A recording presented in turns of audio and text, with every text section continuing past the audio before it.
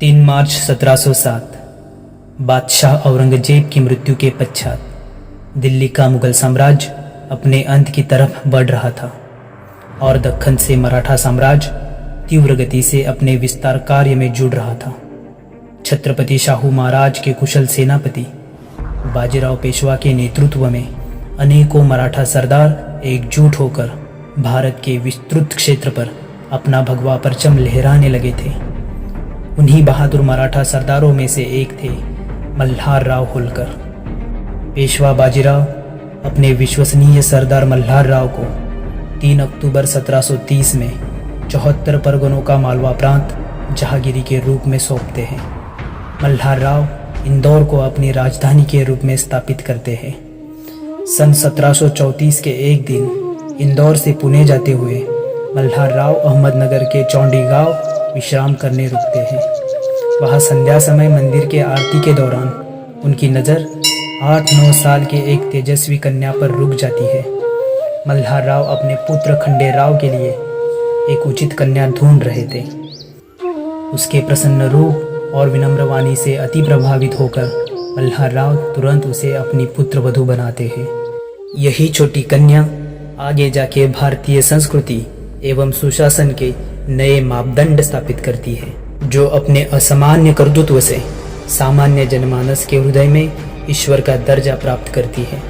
जी हाँ दोस्तों, आज हम स्मरण करते हैं भारतीय इतिहास के सुवर्ण पृष्ठ पर लिखी एक अद्भुत नारी शक्ति का, जिसका नाम है पुण्यश्लोक अहिल्याबाई होलकर।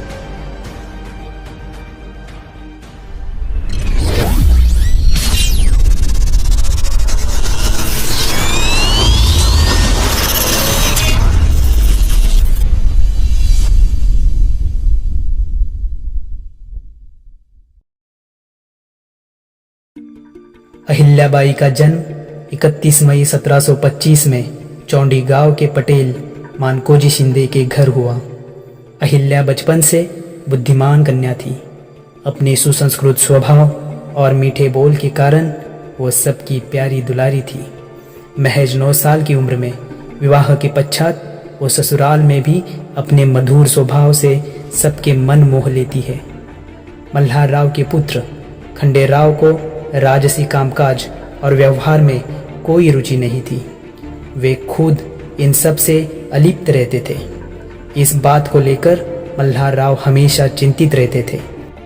लेकिन अहिल्याबाई के प्रभाव से खंडे राव के वर्तन में आए बदलाव के कारण मल्हार राव निश्चिंत हो जाते हैं। सन 1745 में अहिल्याबाई पुत्र को जन्म देती है, जिसका नाम मालेराव रखा जाता है, और उसके 3 वर्ष पश्चात सन 1748 में वह कन्या को जन्म देती है, जिसका नाम मुक्ताबाई रखा जाता है। मल्हार राव का परिवार खुशी से झूम उठता है। अहिल्या के आगमन से इंदौर के होलकर घराने में आई इस रौनक से मल्हार राव खुद को परम भाग्यशाली समझने लगते हैं। तभी अचानक तकदीर के फांसे पलट जाते हैं। सन 1754 में मराठा जाटों से भिड़ते हैं। मल्हार राव सूरजमल जाट को कुंभेरी की किले में घेर लेते हैं।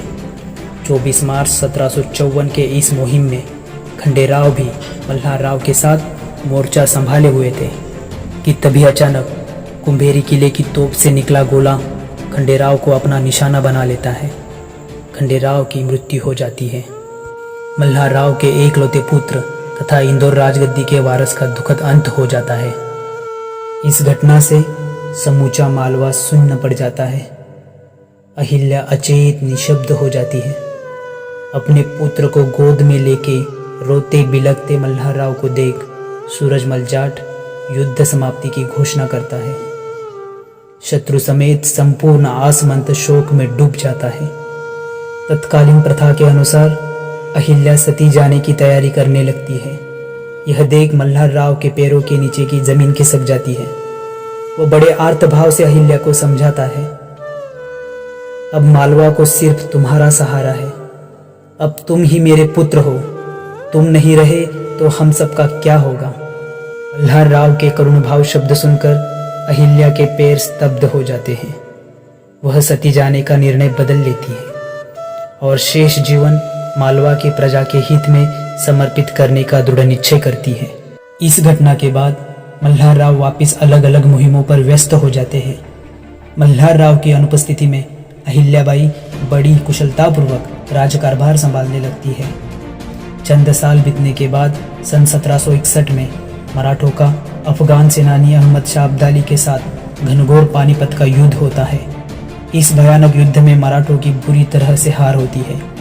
लाखों मराठा सैनिक मौत के घाट उतार दिए जाते हैं। मल्हार राव भी हार का मुंह देखकर व्यथित थके हारे इंदौर वापस लौटते हैं। उत्तरव्यूह और युद्ध में मिली करारी हार के सदमे से 20 मई 1767 में मल्हार राव की मृत्यु हो जाती है। अहिल्याबाई का सबसे बड़ा सहारा हमेशा हमेशा के लिए मिट जाता है। अपने 21 साल के पुत्र मालेराव को राजगद्दी पर बिठाकर वो बड़ी धैर्यतापूर्वक राजपाट को आगे बढ़ाती है। गद्दी पर बैठे साल भर भी नहीं होता कि अहिल्याबाई के एकमात्र 22 साल के पुत्र मालेराव का आकस्मिक मृत्यु हो जाता है। अहिल्याबाई पर दुखों का पहाड़ टूट पड़ता है। इंदौर की राजगद्दी फिर से स्वामीहीन हो जाती है। ऐसे में कुछ मंत्रियों के द्वारा षड्यंत्र शुरू होते हैं। स्वामीहीन राज्य हड़पने का अच्छा अवसर देख मंत्री चंद्रचूड़ ने माधवराव पेशवा के चाचा राघोबा दादा को खत लिखकर मालवा अपने कब्जे में लेने का न्योता दिया।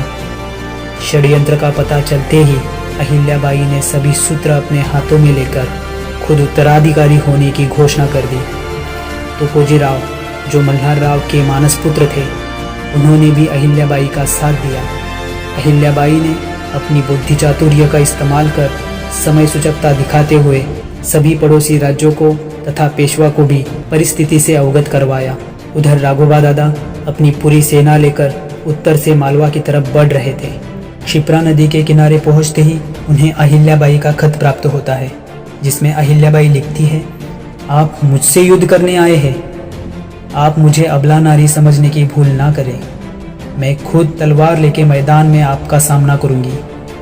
अगर इस युद्ध में मेरी हार होती है तो कोई कुछ नहीं बोलेगा, लेकिन आपकी हार हुई तो पूरे संसार में अबला नारी से युद्ध हारने की वजह से आप हंसी के पात्र बनेंगे।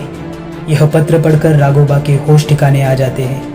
वो तुरंत अपनी मंशा बदलकर खत का जवाब देते हैं, हम युद्ध के लिए नहीं तो आपके पुत्र की मृत्यु का शोक व्यक्त करने आए हैं।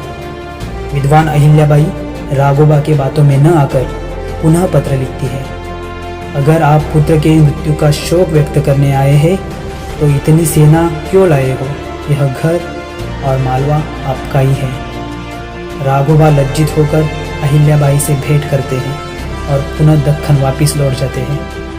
इस तरह सूझबूझ के साथ अहिल्याबाई मालवा के संकट को दूर करती है। इस घटना के बाद अहिल्याबाई का ओहदा कहीं गुना बढ़ जाता है।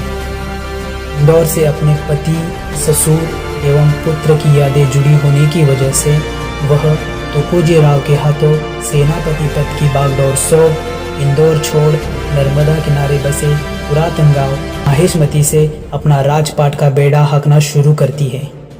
अहिल्याबाई आगे इस गांव का नाम बदलकर महेश्वर रखती है। उस समय मालवा में डाकू एवं पिंडारियों का संकट चरम पे था। वे जंगल के रास्ते जाने वाले प्रवासियों की लूटमार करते थे। राज कारभार हाथ में लेते ही रानी अहिल्याबाई दरबार लगाती है।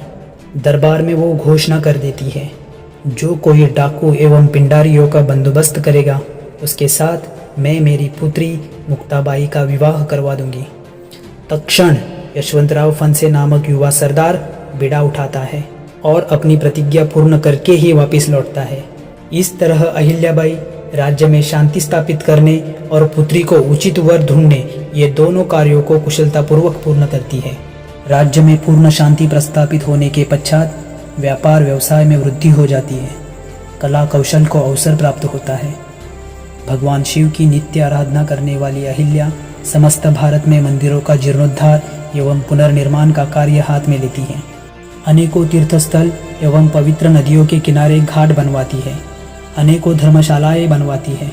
यात्रियों के मार्ग पर कुएं खुदवाती है। अपने राजकोष के राजस्व में से अधिकतर हिस्सा वो समस्त देश भर के निर्माण कार्यों में खर्च करती है।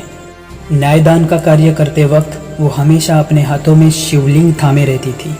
उनका मानना था ये जो न्यायदान का कार्य मैं कर रही हूँ, इससे मेरे हाथों अगर कोई गलती होती है और किसी निरपराध को सज़ा भुगतनी पड़ती है तो इसका पाप मुझे लग सकता है।